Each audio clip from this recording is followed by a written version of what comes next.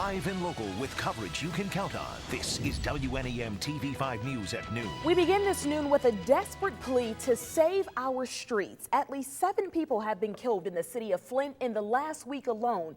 It's the main topic of social media by people who live there who say they're fed up. Let's take a look at the timeline. A shooting beginning on June 30th on Brandon Street near 9th Avenue left 2 people dead. When officers arrived, they found the bodies of Kareem Walters and Alexis Frazier. On July 15th, 3 people were found dead inside of an apartment on Hammerberg Road near Atherton Road. One of the victims was 9-year-old Trayshawn Macklin. A day later, Trayante Jones was shot to death in an apartment complex off Father Duquette Boulevard near Saginaw Street. Friday night, a shooting on East Patterson Street on the city's north side left another man dead. Believe it or not, it did not stop there. The latest homicide in Flint happened on Saturday. Police found the bodies of 12-year-old Cherish Hill Renfro and her 42-year-old mother in the East Atherton apartments on the city's south side. So police are investigating a slew of incidents, including the deaths of 2 children in that timeline I just laid out. Many locals wonder, how can we save our streets? TV5's Brian Wood is standing live in Flint right now talking about the issue. Brian, it seems as though a lot of people are just starting to lose hope.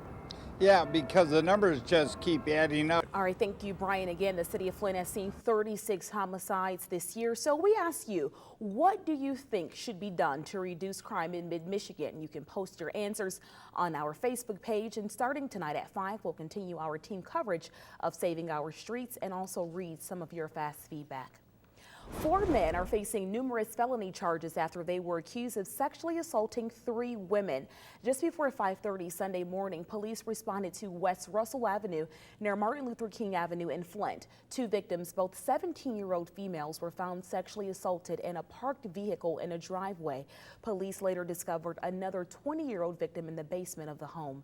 The women were treated at Hurley Medical Center. The case is being investigated by Michigan State Police and also the Flint Police Department. The suspects' names have not been released.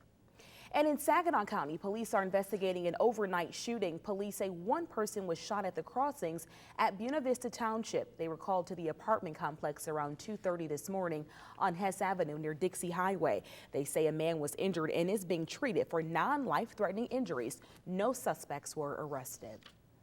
Happening today, time is ticking for a local school district. The state could dissolve Buena Vista schools if officials do not come up with an acceptable financial plan. TV5's Liz Gilardi live and local in Buena Vista Township with more on what's ahead today. Clock is ticking, Liz.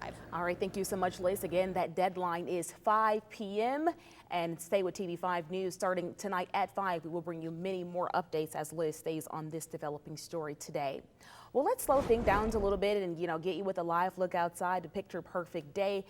Temperatures are really nice, cooling down out there. That humidity got out of here. Just a great start to the work week. Meteorologist Lauren Fahrenkrug is in for Catherine today. She has a closer look at your forecast. Hi, Lauren. You're taking a live look over Flint right now, where construction is scheduled to begin today on a pretty unique take on Flint's housing crisis. Many Flint homeowners are underwater on their mortgages. In response, artists are erecting a floating home in the middle of a downtown Flint parking lot. The faux single-family home will rest on a pedestal covering in reflective material. So that's going to create the illusion the home is floating. Jerome Chow, who is with the Flint Public Art Project, says the designers took inspiration from Flint's legion of abandoned and foreclosed homes. Also in Flint, a local church is unveiling a second summer program in an effort to keep kids safe, with other groups ending summer day camps already this year. Leaders at the Cathedral of Faith Church want to give them an option for the rest of the summer. This camp is so important to Flint is because it provides a safe venue for our children to have fun, to build relationships with each other, and it provides something for our children to do that's constructive. The Pray to Play program will allow youth ages 10 through 17 in Flint to play intramural basketball every Saturday at the church, starting July 27th all the way through August 30th. The cost per week is $7. Across the pond now, royal baby watch continues. Prince William's wife, Kate Middleton, went into labor this morning.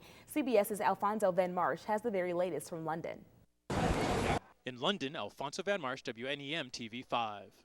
The royal baby's grandfather, Prince Charles, is next in line for the throne, followed by Prince William. Governor Rick Snyder says the decision to put Detroit into bankruptcy was a pretty tough one. Coming up, hear what he has to say about making that hard call and what this could mean for the future. Plus, a new proposal in Lansing could prompt construction of a new oil refinery right here in Michigan. Find out what the industry says to see if it's actually necessary or not. Across Michigan today, Governor Rick Snyder says the decision to set in motion bankruptcy for Detroit was a tough one, but the right one.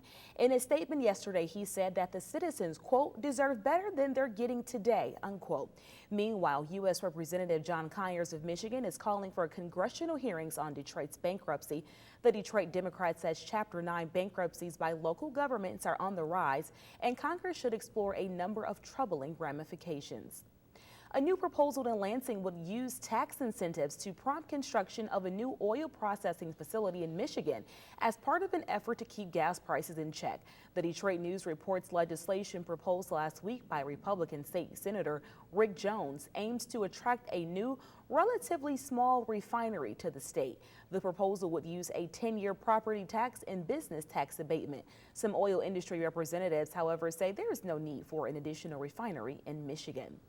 A brand new week means it's time for a new Top 5 on 5 contest. Help us out this week. We want to know where to find the best pancakes in the Tri-Cities and Genesee County. You can post your nominations to our Facebook page. And it's still lights out for thousands of people in mid-Michigan after storms knocked down power lines over the weekend. Find out when crews expect to get those customers back online. As many as 1,000 people are still without power in the Bay City area right now, and some might not see their power come back on until Wednesday or Thursday morning. Crews for Bay City Electric Light and Power are working to get people back online after they lost power during Friday's storm. Detroit-based DTE company said that about 11,000 of its customers are without power as well. Those storms knocked down hundreds of overhead lines and trees. No heat, no humidity. A little bit happier for people. Very enjoyable. You can actually get outside, ride with the windows down. Really enjoyable. You can breathe. You know, women maybe don't have to tame their hair as much. Oh, hairspray galore last week. I know. All right, thank you, Lord. Well, many parents take the easy way out. It's entertaining. Stick your kid in front of the TV. However, this may prove to be pretty dangerous when it comes to your child's safety. That's still ahead. And don't forget to like our Facebook page. You can go to facebook.com/WNEM. There you can receive updates and information straight to your newsfeed. In your health today, researchers say more kids are getting hurt while watching TV. A new study finds more than 17,000 U.S. children are treated in the ER each year for TV-related injuries. That number is 125% higher than 1990. Researchers say injuries to the head and ankle are most common, and most of the time those injuries occur from TVs falling off a dresser or entertainment center. Researchers in Denmark say the antioxidant found in red wine actually counteracts the benefits of exercise in older men.